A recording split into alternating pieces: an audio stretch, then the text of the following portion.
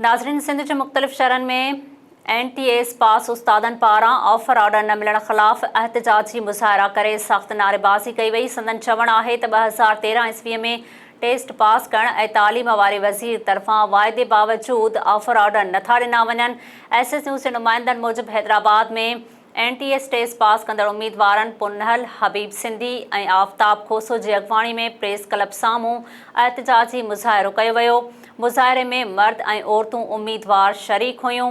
मटियारी, ख़ैरपुर, फैज़गंज, पीरवसण, ठुल, भान सईदाबाद, टंडो आदम, कोट ॾिजी, ड्रिगड़ी ऐं ॿियनि शहरनि में बि एहतजाजी मुज़ाहिरा करे हुकूमत ख़िलाफ़ सख़्त नारेबाज़ी कई वई। उन मौक़े ते अॻवाननि चयो आहे त टेस्ट पास करण खे 9 साल गुज़री चुका आहिनि, पर ऑफर ऑर्डर नथा ॾिना वञनि। अदालती फ़ैसिलो बि संदन हक़ में आयो, पर अदालती फ़ैसिले खे बि सिंध हुकूमत मान न ॾिनो आहे। हुननि चयो आहे त नौकरियूं ॾियण जा केतिरा ई वाइदा कया विया, पर उहे वाइदा वफ़ा न थी सघिया आहिनि। ऑफर ऑर्डर ॾिना वञनि, ॿी सूरत में मरण घड़ीअ ताईं जिदोजहद जारी रखी वेंदी।